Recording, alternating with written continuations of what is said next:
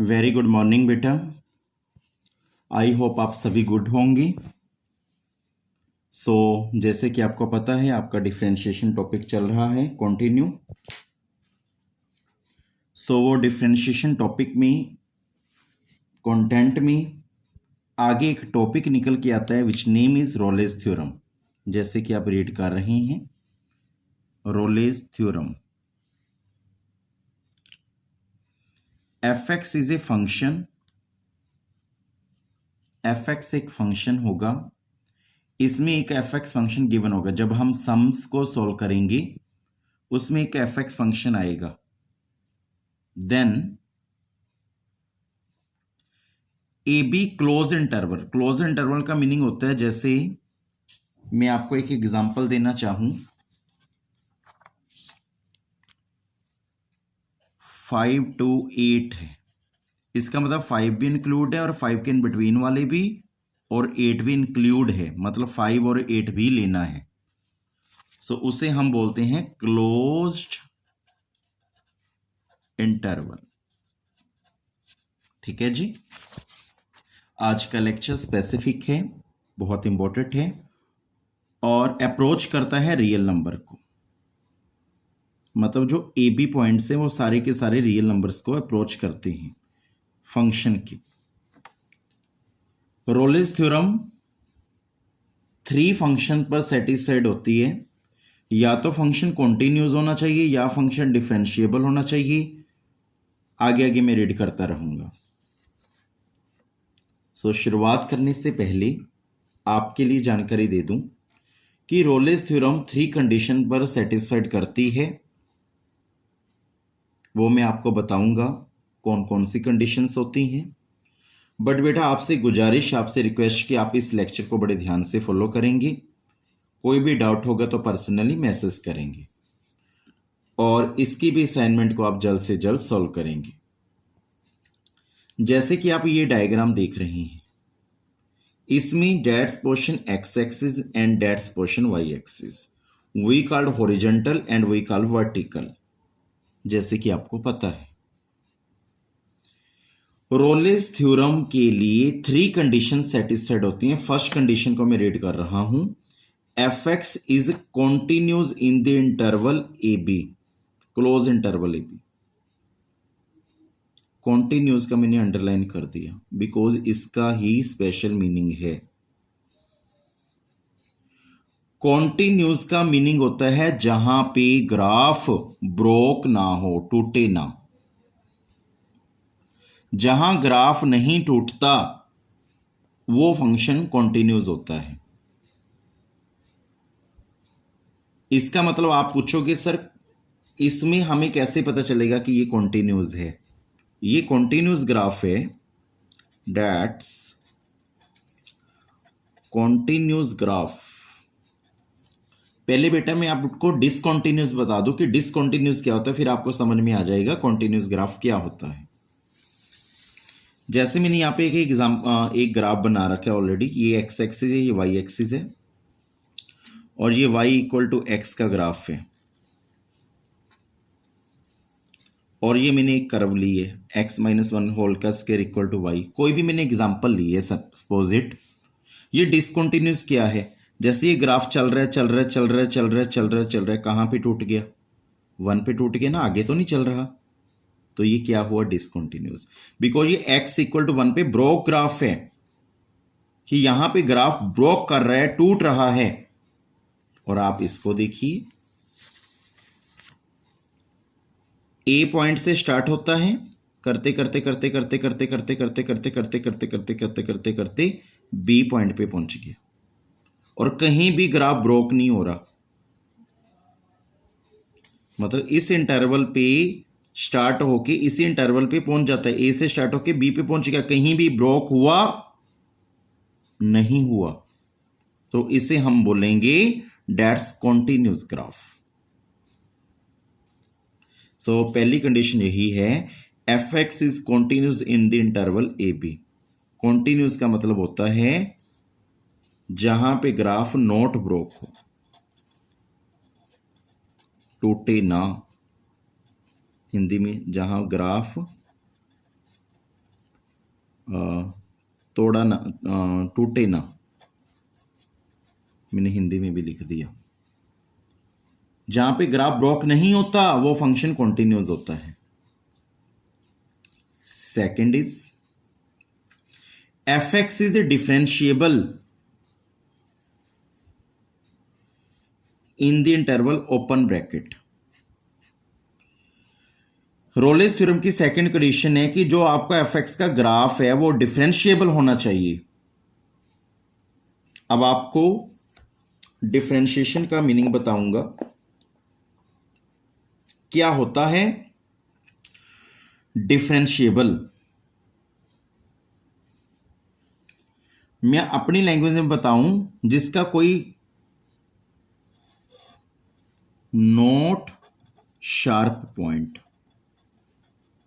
ये मेरी लैंग्वेज में है, जिसका कोई शार्प पॉइंट नहीं होता। बच्चे कहते कैसे? पहले मैं आपको एक ग्राफ समझा रहा हूं। जैसे आप देख रहे हो इसमें शार्प पॉइंट है, ये x इक्वल टू, यहां पे 0 होता है, यहां पे x इक्वल टू 0 पे ये मैंने y मॉडुलस x का ग्राफ बनाया। y मॉडुलस x का मतलब एक पॉजिटिव x का ग्राफ, एक नेगेटिव x का graph, which is V shaped, V shape में है। आप देख रहे हो वी शेप में है और इसका ये शार्प पॉइंट है, जहां पे मैंने ये डबल क्लिक किया, यहां पे शार्प पॉइंट बन रहा है, नोक बन रही है पंजाबी च बोलिए तो, x इक्वल टू 0 पॉइंट थे। तो मैंने लिखा x equal to 0 V shape, no मतलब तो उसे हम नॉट डिफरेंशिएबल बोलते हैं, जिसका कोई शार्प पॉइंट हो। और बेटा डिफरेंशिएबल का मीनिंग एक और भी होता है। डिफरेंशिएबल का मीनिंग होता है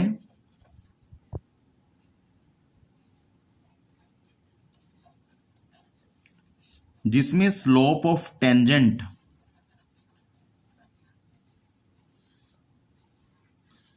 मतलब खींची जा सके। जैसे कोई भी कर्व है,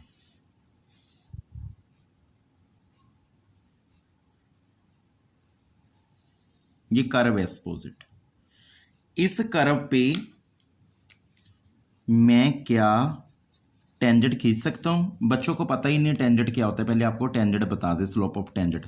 हालांकि बेटा आपको +1 में बताया होना चाहिए, ये बात बहुत जरूरी है। कोई भी एक कर्व है, किसी कर्व पे कोई लाइन खींची जा सके, स्ट्रेट लाइन, उसे बोलते हैं टेंजेंट पॉइंट। अब आपसे क्वेश्चन करता हूं, इसमें शार्प पॉइंट आ गया, ठीक है जी, क्या यहां पे आप टेंजेंट खींच सकती हो? किसी कर्व पे कोई मतलब नॉट डिफरेंशिएबल हो गया बिकॉज यहां पे कोई भी शार्प, यहां पे शार्प पॉइंट है। और यदि स्मूथ कर्व होगी, जैसे ये कर्व है, ये कर्व क्या है? स्मूथ है, स्मूथ है ना, और इसका कोई भी शार्प पॉइंट नहीं है। बच्चे कहते ये शार्प पॉइंट तो है, इसके बारे में बाद में बताऊंगा, ये शार्प पॉइंट है, बट कर्व की बात कर रहा हूं मैं। क्या कर्व पे कोई शार्प पॉइंट है? नहीं है, क्योंकि स्मूथ कर्व है और इस पे मैंने टेंजेंट ड्रा कर रखे हैं। आप देखो, जिस पे टेंजेंट ड्रा हो जाए, टेंजेंट ड्रा हो जाए तो वो डिफरेंशिएबल है। बच्चे कहते हैं यहां पे आपने क्लोज इंटरवल लिया और यहां पे आपने ओपन इंटरवल लिया। ओपन इंटरवल का मीनिंग भी आपको समझा देते हैं। जैसे 5 to 7 है, 5 और 7 को छोड़ के बाकी सारे लेना, बिकॉज यहां पे ए पॉइंट पे शार्प पॉइंट बन रहा है ना, बी पॉइंट पे भी शार्प पॉइंट बन रहा है ना, मतलब नोक बन रही है ना, तो ए और बी पॉइंट इंक्लूड नहीं कर सकते बिकॉज ये शार्प पॉइंट के पॉइंट्स हैं। ठीक है जी, कहने का मतलब ये स्मूथ कर्व है। जैसे ये मैं दोबारा ड्रा कर देता हूं, स्मूथ कर्व पे हम कोई टेंजेंट ड्रा कर सके, स्लोप ऑफ टेंजेंट जिसे बोलते हैं, उसे डिफरेंशिएबल बोलते हैं। और जिसमें जिस कर्व में कोई शार्प पॉइंट आ जाए या वी शेप में आ जाए तो वो स्मूथ कर्व नहीं होती और वो फिर डिफरेंशिएबल भी नहीं होता।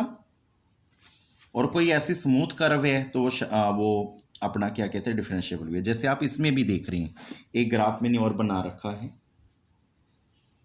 ये ग्राफ भी कॉन्टिन्यूज है, बिकॉज ये चलता जा रहा है, ए पॉइंट से स्टार्ट हुआ, चलता जा रहा है, चलता जा रहा है, ब्रेक पॉइंट नहीं आ रहा, चलता जा रहा है, चलता जा रहा है, चलता जा रहा है, अपने इंटरवल पे पहुंच गए ना बी पे।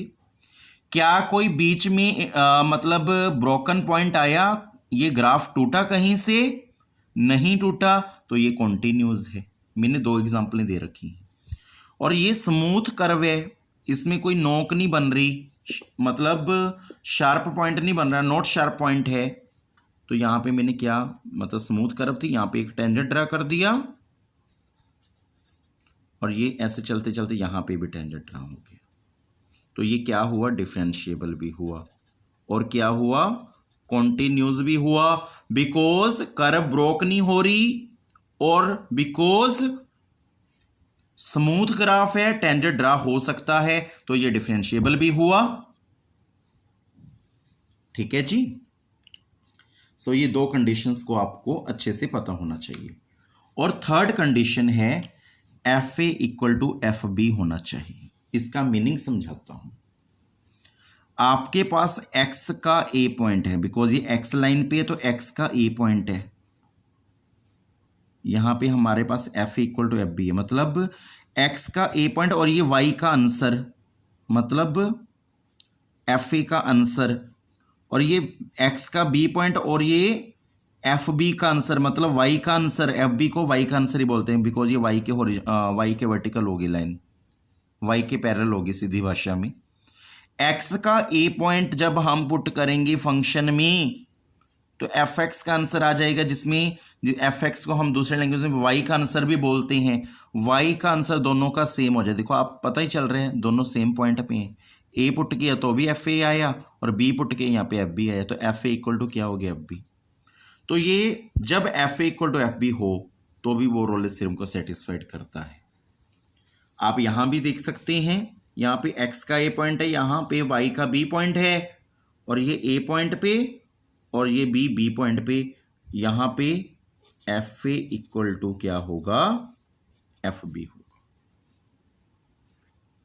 और लास्ट पॉइंट की बात समझाऊं, F equal to F B तो आसान है, सीधी भाषा च कमा एक्स ਦੀਆਂ ਵੈਲਿਊ बेटा आप एफ एक्स ਦੇ ਵਿੱਚ ਪੁੱਟ ਕਰਾਂਗੇ। ਜੇ ਸਾਡਾ ਆਨਸਰ y ਦਾ ए पॉइंट ਤੇ ਵੀ ਤੇ b पॉइंट ਤੇ ਵੀ ਬਰਾਬਰ ਆ ਜੇ ਤਾਂ ਆਪਾਂ ਕਵਾਂਗੇ F equal to F B है। मेन जो अब सबसे इंपॉर्टेंट बात आने जा रही है वो ये है, ध्यान से फॉलो करनी है।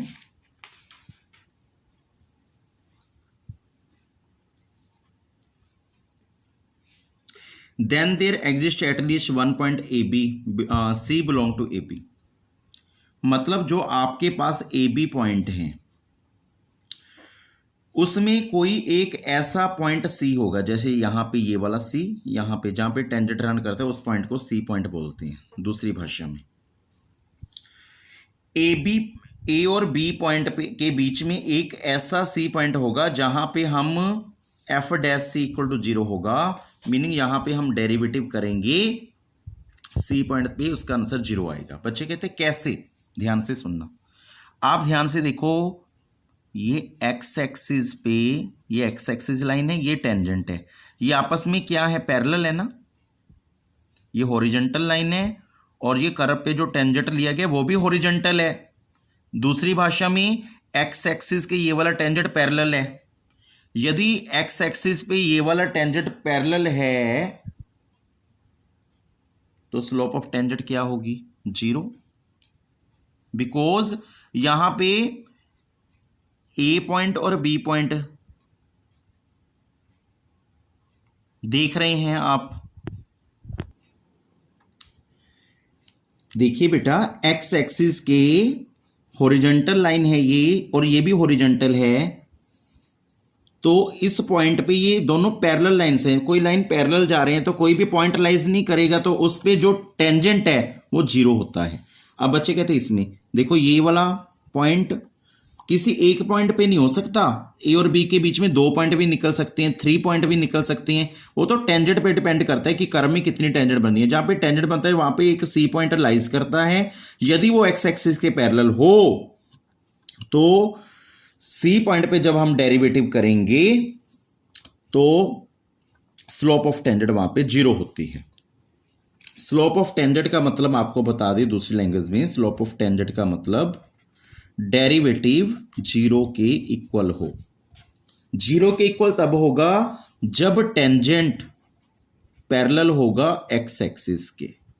देखो टेंजेंट एक्स एक्सिस के, देखो ये टेंजेंट है, ये एक्स एक्सिस है, टेंजेंट एक्स एक्सिस के पैरेलल है तो इस C1 मतलब इसे C1 का नाम दिया गया। इस पॉइंट पे भी डेरिवेटिव 0 है।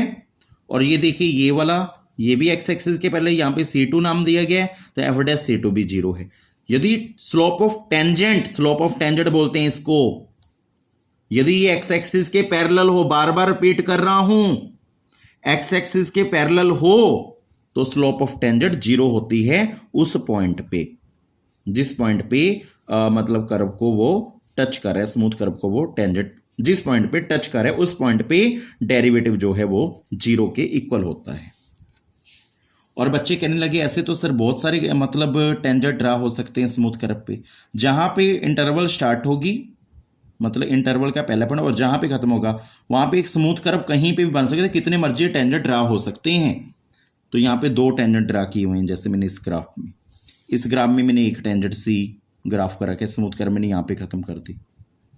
तो ये जरूरी नहीं है एटलीस्ट 1 पॉइंट हो, एटलीस्ट 1 पॉइंट लिखने में आता है। ए के बी के बीच में कितने भी पॉइंट्स मतलब स्लोप ऑफ टेंजेंट 0 के इक्वल हो सकती है, जो यदि वो पैरेलल टू एक्स एक्सिस है। तो ये थी बेटा रोलेस थ्योरम। मैंने बहुत मेहनत की है समझाने में, दोबारा से एक बार रिप्ले कर देते हैं इसकी वीडियो। पहले ये बेसिक है, उसके बाद अभी नेक्स्ट वीडियो में आपके क्वेश्चंस आएंगे, सम्स आएंगे, आप ध्यान से देखोगे। बट उससे पहले कॉन्टिन्यूस का मतलब होता है जहां पे ग्राफ ब्रोक ना हो। यहां पे ग्राफ ब्रोक नहीं हो रहा, चलता जा रहा है, स्मूथ कर्व है। डिफरेंशिएबल होता है, कॉन्टिन्यूस का मतलब जहां पे ग्राफ ब्रोक ना हो। डिफरेंशियल कर्व स्मूथ हो और उसका कोई भी शार्प पॉइंट ना हो, और उसका स्लोप ऑफ टेंजेंट ड्रा हो सके कर्व पे, उसे डिफरेंशिएबल बोलते हैं। तीसरी condition F equal to F B थी। ए जब एक्स की वैल्यू ए एफ एक्स में पुट करेंगे तो वाई का आंसर ए पॉइंट पे और बी पॉइंट पे सेम आ जाए तो उसे बोलते हैं F A equal to F B, मतलब वाई का आंसर ए और बी पॉइंट पे सेम आया है। फिर ए और बी के बीच में सी पॉइंट लाइज करता है, आपको बताया था। F dash C equal to 0 तब होगा जब स्मूथ कर्व पे जो आप टेंजेंट ड्रा करते हो वो एक्स एक्सिस के पैरेलल होगा, और यदि वो पैरेलल होगा तो वहां पे स्लोप ऑफ टेंजेंट उसी पॉइंट पे 0 होगी। और स्लोप ऑफ टेंजेंट जरूरी नहीं है एक पॉइंट पे हो, तो काफी स्लोप ऑफ टेंजेंट ड्रा कर सकते हैं इंटरवल के बीच में, स्मूथ कर्व को देख के पता चल जाता है। सो ओके बेटा, थैंक यू। यहाँ तक आपको बेसिक नॉलेज आई होप समझ में आई होगी। फिर भी आपको डाउट लगे तो यू कैन व्हाट्सअप मी बेटा जी। और ये बेसिक नॉलेज को आपसे गुजारिश 1-2 बार जरूर देखें, इसकी हेल्प से ही क्वेश्चन मतलब जो हैं सॉल्व होंगे।